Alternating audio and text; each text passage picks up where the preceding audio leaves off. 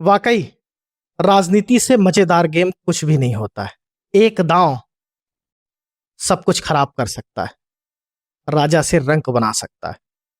और शायद इसीलिए मध्य प्रदेश के राजनीतिक दल राज्यसभा चुनाव में बड़ा फूंक फूंक कर कदम रख रहे हैं। नामांकन की प्रक्रिया चालू हो गई, लेकिन प्रत्याशियों के नाम का कोई अता पता नहीं। और हो भी क्यों ना, क्योंकि राज्यसभा चुनाव के परिणाम मध्य प्रदेश की आने वाले 28 के विधानसभा चुनाव के लिए बड़ा संदेश देने वाले हैं। इसीलिए दोनों ही राजनीतिक दल पहले आप और पहले आप की मुद्रा में दिखाई दे रहे हैं और रणनीति का बिल्कुल खुलासा नहीं कर रहे हैं। बात करें बीजेपी की, तो बीजेपी के मन में है कि तीनों राज्यसभा सीटें झटक ली जाए और सीएम मोहन यादव आला कमान को रिटर्न गिफ्ट दे पाए, मतलब अपनी मजबूत पकड़ का सबूत दे पाए। लोकसभा में तो 29 लोकसभा सीटें गई थी, और अगर राज्यसभा में मोहन यादव यह कह पाते हैं तो जाहिर सी बात है मध्य प्रदेश के अंदर वो मजबूत स्थिति में होंगे।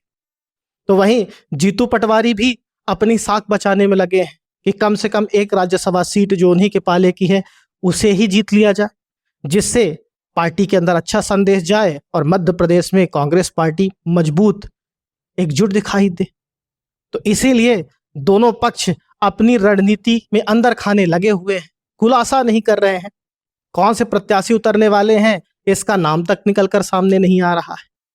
लेकिन इंटरेस्टिंग बात यही है कि दो चेहरों पर चर्चाएं अवश्य हो रही हैं।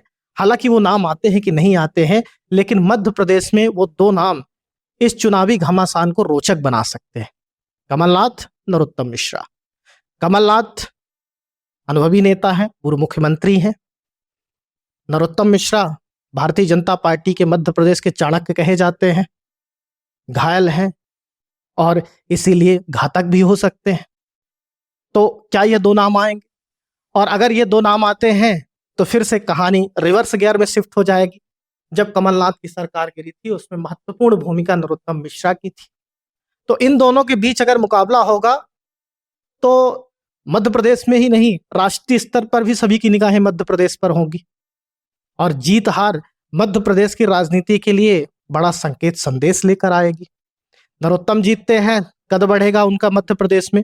भारतीय जनता पार्टी तीनों सीटें जीतेगी तो मध्य प्रदेश का जो उनका अभेद्य किला है वो और मजबूत होगा। 2028 विधानसभा में लाभ होगा। कांग्रेस पार्टी जीतती है, कमलनाथ जीतते हैं तो उनका भी कद बढ़ेगा और साथ ही साथ कांग्रेस पार्टी के मध्य प्रदेश के कैडर में भी पॉजिटिव संदेश जाएगा। तो कुल मिला के ये दो चेहरे हैं जिन पर राज्यसभा चुनाव में निगाहें टिकी हुई हैं। लेकिन अभी तक दोनों ही राजनीतिक दल अपने अपनी गोटी दिखा नहीं रहे। खेलने के लिए तैयार जरूर कर चुके हैं लेकिन दिखा नहीं रहे। इंटरेस्टिंग यही होगा कि क्या वाकई भारतीय जनता पार्टी तीनों उम्मीदवारों को उतारती है या कि अपनी 2 सीटों के लिए उम्मीदवार उतारती है। कांग्रेस पार्टी क्या पहले प्रत्याशी की घोषणा कर देती है, कमलनाथ ही होते हैं, किसी और पर दांव लगाती है। तो कुल मिला के जैसा कि हमने शुरुआत में कहा था कि राजनीति एक बड़ा मजेदार गेम है और इसमें हर चाल का आने वाले सह और मात से बड़ा महत्व होता है।